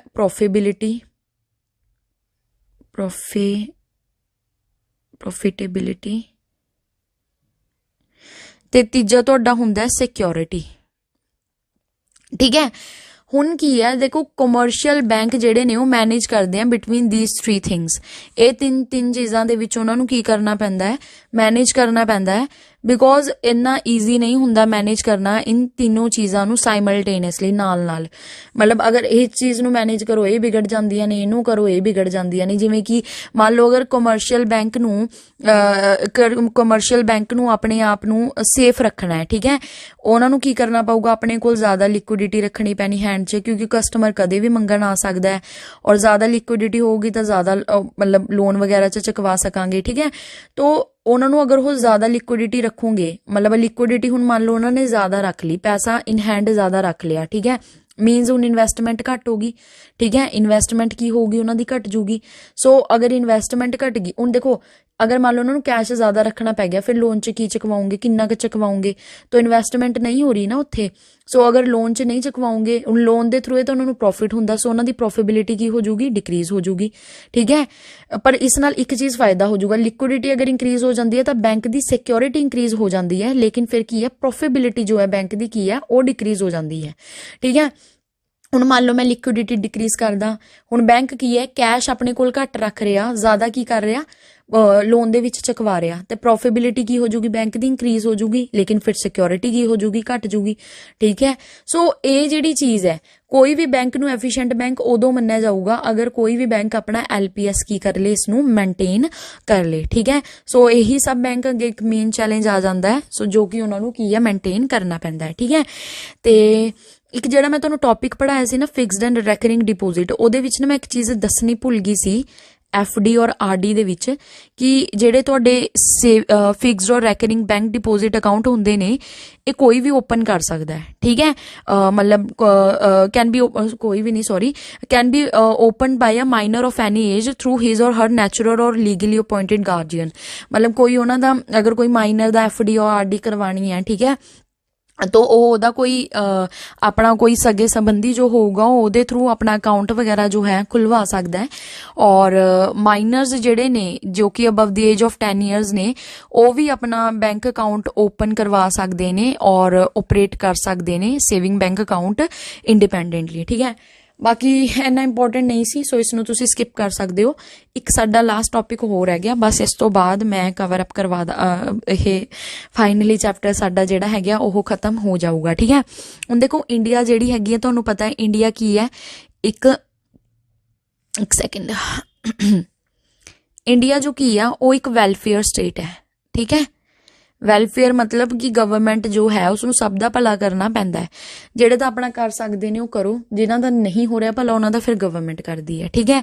ਸੋ ਇਸ ਕਰਕੇ ਇੰਡੀਆ ਇੱਕ ਵੈਲਫੇਅਰ ਸਟੇਟ ਹੈ। ਸੋ ਉਸ ਲਈ ਗਵਰਨਮੈਂਟ ਨੂੰ ਕੀ ਕਰਨਾ ਪੈਂਦਾ ਹੈ, spend more for lot of things, ਬਹੁਤ ਸਾਰੀ ਚੀਜ਼ਾਂ ਲਈ ਜੋ ਹੈ ਉਹ ਗਵਰਨਮੈਂਟ ਨੂੰ ਸਪੈਂਡ ਕਰਨਾ ਪੈਂਦਾ ਹੈ, ਠੀਕ ਹੈ। ਸੋ ਸਮ ਟਾਈਮ ਗਵਰਨਮੈਂਟ ਦਾ ਐਕਸਪੈਂਡੀਚਰ ਜ਼ਿਆਦਾ ਹੁੰਦਾ ਹੈ ਉਹਦੀ ਇਨਕਮ ਨਾਲੋਂ। ਦੇਖੋ, ਦੋ ਚੀਜ਼ਾਂ ਹੁੰਦੀਆਂ, ਇੱਕ ਹੁੰਦਾ ਹੈ ਰੈਵੈਨਿਊ, ਇੱਕ ਹੁੰਦਾ ਐਕਸਪੈਂਡੀਚਰ।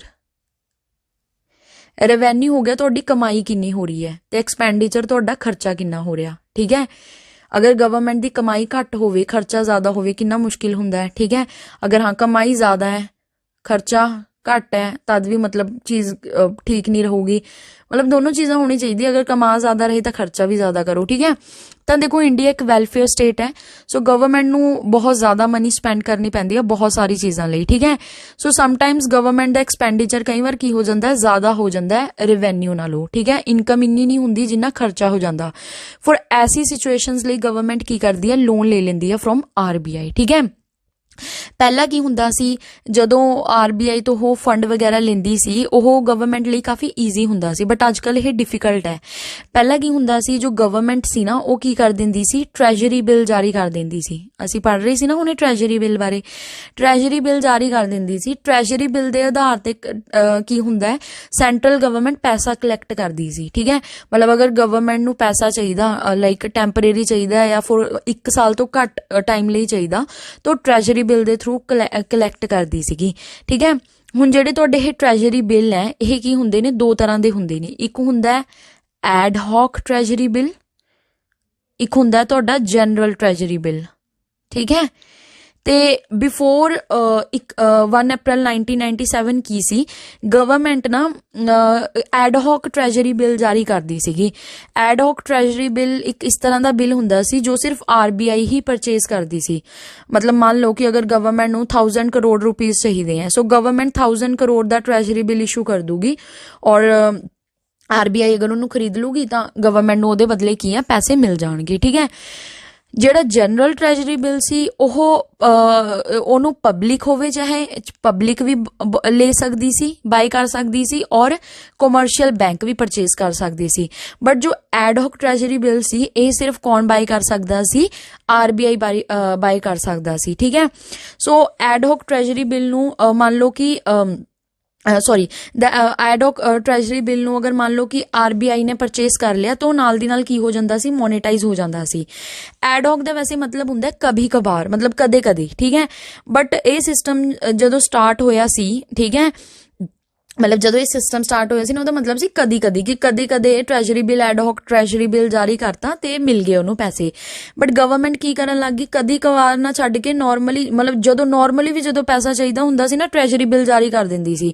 ਸੋ ਇਸ ਲਈ 1997 ਦੇ ਵਿੱਚ ਇਹ ਚੀਜ਼ ਡਿਸਾਈਡ ਕਰੀ ਗਈ ਕਿ ਇਸ ਨੂੰ ਅਬੋਲਿਸ਼ ਕਰ ਦਿੱਤਾ ਜਾਵੇ, ਕਿਉਂਕਿ ਗਵਰਨਮੈਂਟ ਇਸ ਚੀਜ਼ ਨੂੰ ਬਹੁਤ ਜ਼ਿਆਦਾ ਮਿਸਯੂਜ਼ ਕਰ ਰਹੀ ਸੀਗੀ, ਠੀਕ ਹੈ। ਗਵਰਨਮੈਂਟ ਜਦ ਚਾਹੇ ਪੈਸਾ ਲੈ ਲੈਂਦੀ ਸੀ, ਜਦ ਚਾਹੇ ਖਰਚ ਕਰ ਦਿੰਦੀ ਸੀ, ਤਾਂ ਇਹਦੇ ਕਰਕੇ ਇਕੋਨਮੀ ਦੇ ਵਿੱਚ ਇਨਫਲੇਸ਼ਨ ਆ ਗਿਆ ਸੀ। ਸੋ ਇਸ ਇਨਫਲੇਸ਼ਨ ਨੂੰ ਕੰਟਰੋਲ ਕਰਨ ਲਈ ਇਹਨਾਂ ਨੇ ਕੀ ਕਰਤਾ, ਇਸ ਨੂੰ ਐਬੋਲਿਸ਼ ਕਰਤਾ, ਠੀਕ ਹੈ। ਸੋ ਇਹ ਸੀਗਾ ਸਾਡਾ ad hoc treasury bill, general treasury bill ਬਾਰੇ। ਸੋ ਆਈ ਥਿੰਕ ਜੋ ਵੀ ਹੁਣ ਤੱਕ ਚੀਜ਼ਾਂ ਸੀਗੀਆਂ ਉਹ ਅਸੀਂ ਕਵਰ ਅਪ ਕਰ ਚੁੱਕੇ ਹਾਂ। ਬਾਕੀ ਹੋਰ ਤਾਂ ਮੈਂ ਕੋਈ ਚੀਜ਼ ਛੱਡੀ ਨਹੀਂ ਹੈਗੀ। ਤੇ ਅਸੀਂ ਹਾਂ, ਤੇ ਇੱਕ ਸਾਡਾ ਸੀਗਾ NPA ਬਾਰੇ ਮੈਂ ਦੱਸਦਾ ਤੁਹਾਨੂੰ ਲਾਸਟ। NPA ਕੀ ਹੁੰਦੇ ਨੇ, NPA ਦਾ ਮਤਲਬ ਹੈ ਨੋਨ ਪਰਫਾਰਮਿੰਗ ਐਸੇਟ, ਠੀਕ ਹੈ। ਮੰਨ ਲਓ ਬੈਂਕ ਕਿਸੇ ਨੂੰ ਲੋਨ ਦਿੰਦਾ ਹੈ, ਠੀਕ ਹੈ, ਬੈਂਕ ਲੋਨ ਦਿੰਦਾ ਹੈ। ਹੁਣ ਉਸ ਲੋਨ ਤੇ ਕੀ ਹੈ, ਬੰਦਾ ਲੋਨ ਨੂੰ ਵਾਪਿਸ ਕਰੂਗਾ, ਲੋਨ ਤਾਂ ਵਾਪਿਸ ਕਰੂਗਾ ਹੀ ਕਰੂਗਾ, ਔਰ ਕੁਝ ਐਕਸਟਰਾ ਜੋ ਹੈ ਪੈਸੇ ਬੈਂਕ ਨੂੰ ਦਊਗਾ, ਕਿਉਂਕਿ ਬੈਂਕ ਨੂੰ ਵਿਆਜ ਦੇਣਾ ਪੈਂਦਾ ਹੈ। ਤਾਂ ਉਹ ਤਾਂ ਐਸੇਟ, ਉਹ ਲੋਨ ਕੀ ਪੜ੍ਹਾਇਆ ਸੀ ਮੈਂ, ਲੋਨ ਕੀ ਹੁੰਦੇ ਆ, ਬੈਂਕ ਦੀ ਐਸੇਟਸ ਹੁੰਦੇ ਆ, ਤਾਂ ਉਹ ਮਿਲੂਗਾ ਨਾ ਬੈਂਕ ਨੂੰ ਵਾਪਿਸ। ਤਾਂ ਇਹ ਕੀ ਹੋ ਗਿਆ, ਇਹ ਤਾਂ ਪਰਫਾਰਮਿੰਗ ਐਸੇਟ ਹੈ, ਮਤਲਬ ਉਹ ਐਸੇਟ ਕੀ ਕਰ ਰਹੀ ਹੈ, ਆਪਣਾ ਫੰਕਸ਼ਨ ਪਰਫਾਰਮ ਕਰ ਰਹੀ। ਬਟ ਕੁਝ ਐਸੇਟ ਹੁੰਦੀਆਂ ਨੇ ਨੋਨ ਪਰਫਾਰਮਿੰਗ ਐਸੇਟ, ਮਤਲਬ ਕਈ ਵਾਰ ਤੁਸੀਂ ਦੇਖਿਆ ਹੋਊਗਾ ਬੈਂਕ ਤੋਂ ਲੋਕੀ ਲੋਨ ਲੈ ਲੈਂਦੇ ਨੇ ਲੇਕਿਨ ਲੋਨ ਵਾਪਿਸ ਨਹੀਂ ਕਰਦੇ, ਟਾਈਮ ਲੰਘ ਜਾਂਦਾ ਹੈ, ਠੀਕ ਹੈ। ਸੋ ਕਈ ਵਾਰ ਲੋਕੀ ਭੱਜ ਜਾਂਦੇ ਨੇ। ਸੋ ਉਹ ਫਿਰ ਪੈਸਾ ਜੋ ਬੈਂਕਾਂ ਨੇ ਉਹਨਾਂ ਨੂੰ ਡਿਸਟਰੀਬਿਊਟ ਕਰਿਆ ਸੀ, ਲੋਨ ਦੀ ਫਾਰਮ 'ਚ ਚੁਕਵਾਇਆ ਸੀ, ਉਹ ਨਾ ਬੈਂਕ ਦੀ ਫਿਰ ਨੋਨ ਪਰਫਾਰਮਿੰਗ ਐਸੇਟ ਬਣ ਜਾਂਦੀ ਹੈ। ਕਿਉਂਕਿ ਹੁਣ ਦੇਖੋ ਨਾ ਨਾਮ ਤੋਂ ਹੀ ਪਤਾ ਲੱਗ ਰਿਹਾ ਉਹ ਐਸੇਟ ਕੀ ਆ, ਪਰਫਾਰਮ ਨਹੀਂ ਕਰ ਰਹੀ। So that is non performing asset, ਠੀਕ ਹੈ, ਜਦੋਂ ਲੋਨ ਤੁਹਾਡਾ ਵਾਪਿਸ ਨਹੀਂ ਆਵੇ। ਬਾਕੀ ਰੈਵਨਿਊ ਬਾਰੇ ਵੀ ਮੈਂ ਦੱਸਤਾ, ਐਕਸਪੈਂਡੀਚਰ ਬਾਰੇ ਵੀ ਦੱਸਤਾ। ਹੁਣ ਸਾਡੇ ਬਸ 3 ਕੁਐਸਚਨਸ ਰਹਿ ਗਏ ਨੇ, ਅਸੀਂ ਫਟਾਫਟ ਡਿਸਕਸ ਕਰ ਲੈਂਦੇ ਆ, ਬਾਕੀ ਸਾਡਾ ਕੰਪਲੀਟ ਹੋ ਗਿਆ। ਪਹਿਲਾ ਦੇਖੋ ਤੁਹਾਡਾ ਕੁਐਸਚਨ ਹੈ, ਕੰਸੀਡਰ ਦਾ ਫੋਲੋਇੰਗ ਸਟੇਟਮੈਂਟ। ਇਹ ਤੁਸੀਂ ਸਟੇਟਮੈਂਟਸ ਦੱਸਣੀਆਂ ਨੇ ਕਿ ਇਹਦਾ ਆਨਸਰ ਕੀ ਹੈ। Those variable which are defined at a point of time are called flow variable, ਔਰ those variable which are defined over a period of time are called stock variable. So ਤੁਸੀਂ ਇਸ ਦਾ answer ਦੱਸਣਾ ਕਿ correct answer ਕੀ ਹੈ। ਮੈਂ ਤੁਹਾਨੂੰ 5 second ਦੇ ਰਹੀ ਹਾਂ।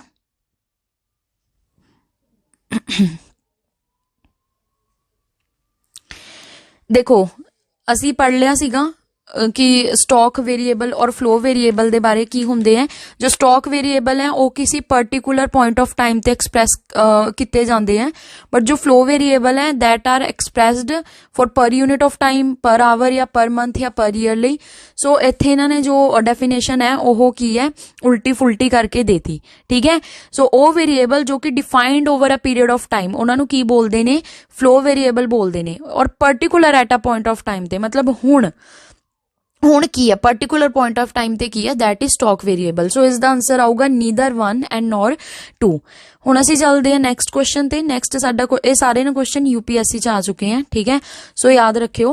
ਹੁਣ ਸਾਡਾ ਨੈਕਸਟ ਕੁਐਸਚਨ ਹੈ consider the following liquid acids. ਤੁਹਾਨੂੰ ਕੁਝ ਐਸਿਡਸ ਦੇ ਰੱਖੀਆਂ ਨੇ ਤੇ ਇਹਨਾਂ ਦੀ ਲਿਕੁਇਡਿਟੀ ਦੇ ਆਧਾਰ ਤੇ ਇਹਨਾਂ ਨੂੰ ਡਿਕਰੀਜ਼ਿੰਗ ਆਰਡਰ ਦੇ ਵਿੱਚ ਤੁਸੀਂ ਲਿਖਣਾ ਹੈ। ਦੇਖੋ ਇਹਨਾਂ ਨੂੰ ਅਸੀਂ ਬਾਰੀ-ਬਾਰੀ ਪੜ੍ਹ ਚੁੱਕੇ ਹਾਂ। ਅਗਰ ਮੰਨ ਲਓ ਕਿਸੇ ਨੂੰ ਨਹੀਂ ਪਤਾ ਸਭ ਤੋਂ ਜ਼ਿਆਦਾ ਲਿਕੁਇਡ ਕੀ ਹੈ, ਲਿਕੁਇਡਿਟੀ ਦਾ ਮਤਲਬ ਕੀ ਹੈ, ਲਿਕੁਇਡਿਟੀ ਦਾ ਮਤਲਬ ਹੈ ਕਿਸੇ ਚੀਜ਼ ਨੂੰ ਤੁਸੀਂ ਈਜ਼ੀਲੀ ਕੈਸ਼ ਦੇ ਵਿੱਚ ਕਨਵਰਟ ਕਰ ਲਓ, ਉਹਦੀ ਹੋਗੀ ਲਿਕੁਇਡਿਟੀ। ਹੁਣ ਕਰੰਸੀ ਹੈ, ਕਰੰਸੀ ਸਭ ਤੋਂ ਜ਼ਿਆਦਾ ਲਿਕੁਇਡ ਹੁੰਦੀ ਹੈ ਕਿਉਂਕਿ ਤੁਹਾਡੇ ਕੈਸ਼ ਇਨ ਹੈਂਡ ਹੀ ਹੁੰਦਾ ਇਹ ਇੱਕ ਤਰ੍ਹਾਂ ਦਾ। ਸੋ ਇਹ ਮਤਲਬ ਕੀ ਹੈ, ਡਿਕਰੀਜ਼ਿੰਗ ਆਰਡਰ 'ਚ ਪਾਉਣਾ ਤਾਂ ਪਹਿਲਾਂ ਉਹ ਚੀਜ਼ ਪਾਓ ਜਿਹਦੀ ਲਿਕੁਇਡਿਟੀ ਜ਼ਿਆਦਾ ਹੈ। ਤਾਂ ਕਰੰਸੀ ਦੀ ਜ਼ਿਆਦਾ ਹੈ ਤਾਂ ਫੋਰਥ ਮਤਲਬ ਪਹਿਲੇ ਨੰਬਰ ਤੇ ਆਊਗਾ। ਹੁਣ ਜਿੱਥੇ ਫੋਰਥ ਆਪਸ਼ਨ ਦੇ ਵਿੱਚ ਪਹਿਲੇ ਨੰਬਰ ਤੇ ਨਹੀਂ ਹੈ ਉਹਨੂੰ ਕੱਟ ਦਿਓ। ਸੀ ਕੱਟਤਾ, ਏ ਕੱਟਤਾ, ਬਚਿਆ ਬੀ ਔਰ ਡੀ। ਬੀ ਦੇ ਵਿੱਚ ਹੁਣ ਡੀ ਦੇ ਵਿੱਚ ਦੇਖੋ ਕੀ ਹੈ ਕਿ ਕਰੰਸੀ ਜੋ ਹੈਗੀ ਆ ਗਈ। ਹੁਣ ਆ ਗਿਆ ਤੁਹਾਡਾ ਟਾਈਮ ਡਿਪੋਜ਼ਿਟ, ਸੇਵਿੰਗ ਔਰ ਡਿਮਾਂਡ। ਹੁਣ ਤੁਹਾਨੂੰ ਦੇਖੋ ਮੰਨ ਲਓ ਨਹੀਂ ਪਤਾ, ਜਿਹੜਾ ਸੇਵਿੰਗ ਔਰ ਡਿਮਾਂਡ ਡਿਪੋਜ਼ਿਟ ਹੈ ਥੋੜਾ ਸੇਮ ਜਿਹਾ ਹੈ, ਠੀਕ ਹੈ। ਇਹਦੇ ਵਿੱਚ ਬਹੁਤ ਹੀ ਮਾਈਨਿਊਟ ਡਿਫਰੈਂਸ ਹੈ। ਬਟ ਅਗਰ ਤੁਹਾਨੂੰ ਇਹ ਨਹੀਂ ਵੀ ਪਤਾ, ਤੁਹਾਨੂੰ ਮੈਂ ਟਾਈਮ ਡਿਪੋਜ਼ਿਟ ਬਾਰੇ ਤਾਂ ਦੱਸਿਆ ਸੀ ਨਾ ਕਿ ਟਾਈਮ ਡਿਪੋਜ਼ਿਟ ਜਿਹੜੇ ਨੇ ਲੈਸ ਲਿਕੁਇਡ ਹੁੰਦੇ ਨੇ, ਸਭ ਤੋਂ ਘੱਟ ਹੁੰਦੇ ਨੇ ਕਿਉਂਕਿ ਇਹਦੇ 'ਚ ਤੁਸੀਂ ਕੁਝ ਪਰਟੀਕੁਲਰ ਟਾਈਮ ਲਈ ਡਿਪੋਜ਼ਿਟ ਕਰਵਾਉਂਦੇ ਹੋ ਔਰ ਤੁਸੀਂ ਉਸ ਟਾਈਮ ਤੋਂ ਪਹਿਲਾਂ ਨਹੀਂ ਕਢਵਾ ਸਕਦੇ। ਅਗਰ ਕਢਵਾਉਂਦੇ ਹੋ ਤਾਂ ਪੈਨਲਟੀ ਲੱਗਦੀ ਹੈ। ਤਾਂ ਇਹ ਜਿਹੜੇ ਨੇ ਤੁਹਾਡੇ ਸਭ ਤੋਂ ਘੱਟ ਆਉਂਦੇ ਨੇ ਇਹਨਾਂ ਵਿੱਚੋਂ, ਡਿਮਾਂਡ ਔਰ ਸੇਵਿੰਗ ਨਾਲੋਂ ਵੀ ਘੱਟ। ਤਾਂ ਦੇਖ ਲਓ ਕਿ ਆਪਸ਼ਨ ਦੇ ਵਿੱਚ ਸੈਕਿੰਡ ਜਿਹੜਾ ਹੈਗਾ ਉਹ ਕਿਹੜੇ ਨੰਬਰ ਤੇ ਹੈ, ਉਹ ਇਸ ਵਿੱਚ ਡੀ 'ਚ ਦਿਖਾਈ ਦੇ ਰਿਹਾ। ਤਾਂ ਇਸ ਦਾ ਆਨਸਰ ਕੀ ਹੈ, ਡੀ, ਠੀਕ ਹੈ। ਸੋ ਥੋੜਾ ਤੁਹਾਨੂੰ ਆਪਣਾ ਦਿਮਾਗ ਯੂਜ਼ ਕਰਨਾ ਇਹਦੇ ਵਿੱਚ। ਉਸ ਤੋਂ ਬਾਅਦ ਸਾਡਾ ਲਾਸਟ ਕੁਐਸਚਨ ਹੈ which of the following is not included in the asset of a commercial bank in India. ਕਿ ਕਿਹੜੀ ਇਹਨਾਂ 'ਚ ਚੀਜ਼ ਹੈ ਜੋ ਕਿ ਕਮਰਸ਼ੀਅਲ ਬੈਂਕ ਦੀ ਐਸੈਟ ਨਹੀਂ ਹੋਊਗੀ। ਦੇਖੋ ਇਨਵੈਸਟਮੈਂਟ ਅਸੀਂ ਦੇਖਿਆ ਸੀ ਐਸੈਟਸ ਹੁੰਦੀਆਂ ਨੇ, ਮਨੀ ਐਟ ਕਾਲ ਨਾਲ ਦੀ ਨਾਲ ਕਿਸੇ ਬੈਂਕ ਨੂੰ ਅਗਰ ਉਹਨਾਂ ਨੇ ਦੇਤੀ ਮਨੀ, ਠੀਕ ਹੈ, ਕਿਸੇ ਬੈਂਕ ਨੂੰ ਪੈਸੇ ਦੀ ਜ਼ਰੂਰਤ ਹੈ ਤਾਂ ਇੱਕ ਬੈਂਕ ਨੇ ਦੂਜੇ ਬੈਂਕ ਨੂੰ ਪੈਸੇ ਦੇਤੇ ਤਾਂ ਉਹ ਵੀ ਇੱਕ ਤਰ੍ਹਾਂ ਦੀ ਉਹਨਾਂ ਦੀ ਇਨਵੈਸਟਮੈਂਟ ਹੈ ਕਿਉਂਕਿ ਬਾਅਦ 'ਚ ਉਹਨਾਂ ਨੂੰ ਉਸ 'ਤੇ ਪੈਸੇ ਮਿਲਣਗੇ। ਉਸ ਤੋਂ ਬਾਅਦ ਐਡਵਾਂਸਿਸ, ਇਹ ਵੀ ਅਸੀਂ ਵੇਖ ਲਿਆ ਸੀ। ਡਿਪੋਜ਼ਿਟ ਅਸੀਂ ਵੇਖਿਆ ਸੀ, deposit is a liability of the bank ਕਿਉਂਕਿ ਡਿਪੋਜ਼ਿਟ ਜੋ ਨੇ ਉਹ ਬੈਂਕ ਨੂੰ ਕੀ ਕਰਵਾਉਣੇ ਪੈਂਦੇ ਨੇ, ਕੀ ਕਰਨੇ ਪੈਂਦੇ ਨੇ, ਵਾਪਿਸ ਕਰਨੇ ਪੈਂਦੇ ਨੇ। ਉਹ ਇੱਕ ਤਰ੍ਹਾਂ ਦਾ ਉਧਾਰ ਹੁੰਦਾ ਹੈ ਬੈਂਕ ਦੇ ਉੱਪਰ, ਠੀਕ ਹੈ। ਸੋ ਇਹ ਜਿਹੜਾ ਹੈਗਾ ਇਹ ਕੀ ਹੋਊਗਾ, ਐਸੈਟ ਨਹੀਂ ਹੋਊਗਾ। ਬਾਕੀ ਜਦੋਂ ਤੁਸੀਂ ਕੁਐਸਚਨਸ ਅਟੈਂਪਟ ਕਰਦੇ ਹੋ ਤਾਂ ਧਿਆਨ ਨਾਲ ਦੇਖਿਆ ਕਰੋ ਵਿੱਚ 'ਚ ਨੋਟ ਪਾਇਆ ਨਹੀਂ ਪਾਇਆ ਕਿਉਂਕਿ ਛੋਟੀ ਛੋਟੀ ਚੀਜ਼ਾਂ ਕਰਕੇ ਵੀ ਜੋ ਹੈ ਸਾਡੇ ਮਾਰਕਸ ਵਗੈਰਾ ਜਿਹੜੇ ਨੇ ਉਹ ਕੱਟੇ ਜਾਂਦੇ ਨੇ, ਠੀਕ ਹੈ। ਸੋ ਬਸ ਅਸੀਂ ਬੈਂਕਿੰਗ ਤੋਂ ਰਿਲੇਟਿਡ ਜਿੰਨੀਆਂ ਚੀਜ਼ਾਂ ਸੀ ਉਹ ਡਿਸਕਸ ਕਰ ਲਈਆਂ ਨੇ। ਹੁਣ ਅਸੀਂ ਗੱਲ ਕਰਾਂਗੇ ਅੱਗੇ ਬੈਂਕ ਤੋਂ ਰਿਲੇਟਿਡ ਹੋਰ CRR, SLR, ਇਹ ਸਾਰੀਆਂ ਚੀਜ਼ਾਂ ਕੀ ਹੁੰਦੀਆਂ ਨੇ। ਬਾਕੀ ਅਗਰ ਤੁਹਾਨੂੰ ਕੋਈ ਵੀ ਚੀਜ਼ ਨਹੀਂ ਸਮਝ ਆਈ, ਅਗਰ ਕੁਝ ਵੀ ਤੁਹਾਨੂੰ ਪੁੱਛਣਾ ਹੋਇਆ ਤੁਸੀਂ ਮੈਨੂੰ ਕਮੈਂਟ ਸੈਕਸ਼ਨ ਦੇ ਵਿੱਚ ਪੁੱਛ ਸਕਦੇ ਹੋ, ਠੀਕ ਹੈ। ਬਾਕੀ ਅੱਜ ਲਈ ਸਿਰਫ ਇੰਨਾ ਹੀ। ਮਿਲਦੇ ਹਾਂ ਫਿਰ ਨੈਕਸਟ ਵੀਡੀਓ ਦੇ ਵਿੱਚ। ਸਤਿ ਸ਼੍ਰੀ ਅਕਾਲ, have a good day, bye bye, take care.